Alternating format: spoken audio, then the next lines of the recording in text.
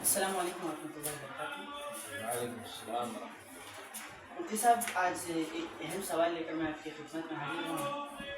میں کافی دن سے اس بات پر آپ سے سوال کرنا ہی والا تھا کہ آج کل سوشل میڈیا میں یعنی واٹس ایپ یا فیس بک پر ایک اہم مسئلے پر بہت بڑی بحث چل رہی ہے۔ لوگ تعویذ کے متعلق بڑے ایسے فتوے لگا رہے ہیں جیسے شرکیہ بات کہہ رہے ہیں، اور تعویذ پہننا شرک کہتے ہیں، اور ساتھ میں وہ لوگ حدیث کے بھی حوالے دے رہے ہیں۔ تو جیسا کہ ہمیں یہ معلوم تھا کہ تعویذ کا تو بڑی عرصے سے سلسلہ چلتا جا رہا ہے، تعویذ تو بہت پہلے سے پہنا جا رہا ہے، لیکن اب کیوں اسے کیا شرک واقعی میں تعویذ پہننا شرک ہے؟ کیونکہ یہ ایک ایسی بات ہو گئی ہے جس سے امت میں ایک شک پیدا ہو رہا ہے کہ تعویذ پہننا چاہیے یا نہیں پہننا چاہیے۔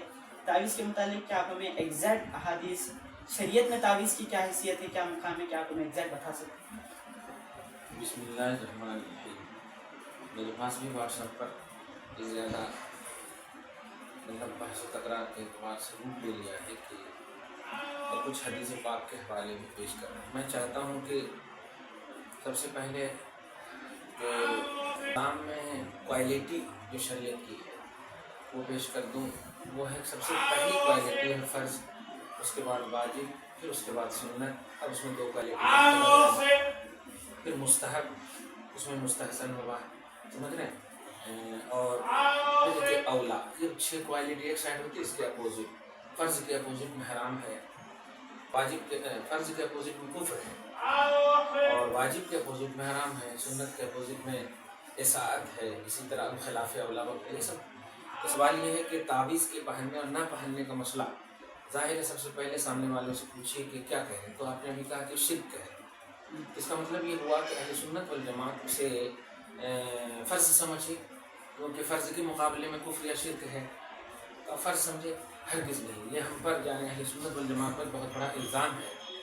تعویذ پہننے اور گنڈے وغیرہ لٹکانے کا جو مسئلہ ہے شریعت میں، اسلام میں، وہ ہم مستحب کا درجہ دیتے ہیں۔ شریعت نے کیا دیا ہے؟ مستحب کا درجہ۔ تو اب زیادہ سے زیادہ خلاف اولا یا غیر مستحب کی بات کہنی چاہیے، شرک نہیں کہنی چاہیے۔ لیکن شرک کا جو بیس ہے ان کے پاس وہ ہے حدیث پاک، عبداللہ بن مسعود وغیرہ کی حدیث سے، من علق تمیمۃ فقد اشرک، جس نے تمیمہ لٹکایا، وہی گنڈے لٹکایا، وہ مشرک ہے۔ استغفر اللہ معاذ اللہ۔ حدیث پاک دیکھیے، روایت کو سمجھنے کے لیے درایت ضروری ہوتی ہے۔ درایت کا مطلب عقل و فکرت چاہیے۔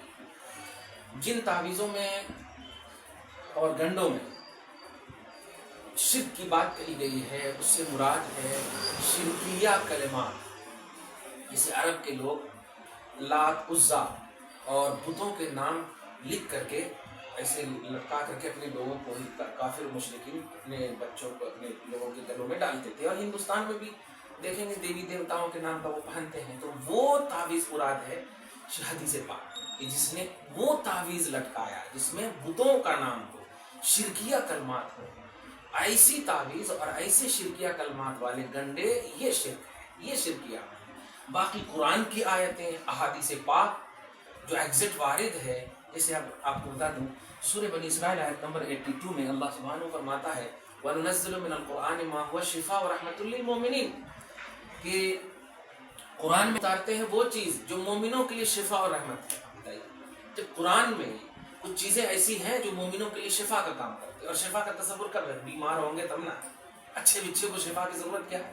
تو تعویذ ہو یا جھاڑ پھونک ہو، گنڈے ہو، یہ سب جو ہے ایک بیماری کو دور کرنے سے، ہر کو دور کرنے کی بات کے حوالے سے کی جاتی ہے۔ ایک تو یہ پورا قرآن بھی کتاب مبارک ہے برکت حاصل کرنے کی چیز، اور سب سے امپورٹنٹ بات بتاؤں، قل اعوذ برب الفلق قل اعوذ برب الناس، جو 2 سورہ جس کو معوذتین شریعت میں کہا گیا ہے، یہ 2 سورہ خاص رب پاک پر جو جادو ہوا تھا اسی کے حوالے سے یہ 2 سورہ نازل۔ اب اگر یہ 2 سورہ فرض کیجئے جاہل ہے، اس کو کچھ نہیں پڑھنے آتا، لیکن اس کو ضرورت ہے، اس پر جادو ہوا ہے، تو اب کیا کرنا اس کو؟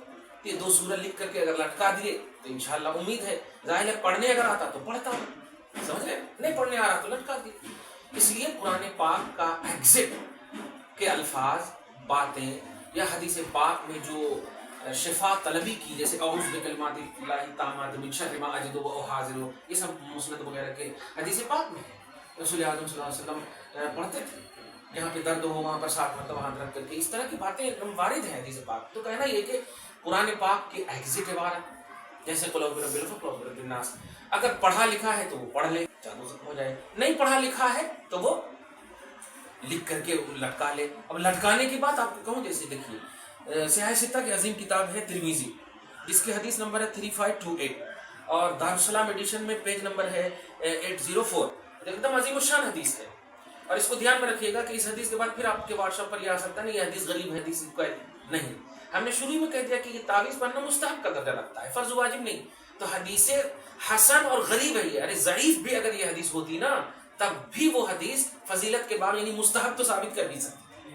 اس لیے میں اہل سنت والجماعت کے ان تمام لوگوں کو بتاؤں گا کہ قرآن کی آیت کریمہ سورہ بنی اسرائیل کی آیت نمبر 82 اور پھر قل اعوذ برب الفلق قل اعوذ برب الناس، اسی طرح سیاہ ستہ وغیرہ کے حوالے سے جو اعوذ بکلمات اللہ التامۃ من شر ما یجد، بخاری وغیرہ میں بھی ہے، ابن ماجہ دیگر تمام کتابوں میں بھی ہے. یہ سب الفاظ اگر پڑھے لکھے پڑھ کر کے دم اور تعویذ کا کام کر رہے ہیں، پڑھ کر کے تعویذ کا مطلب پناہ لے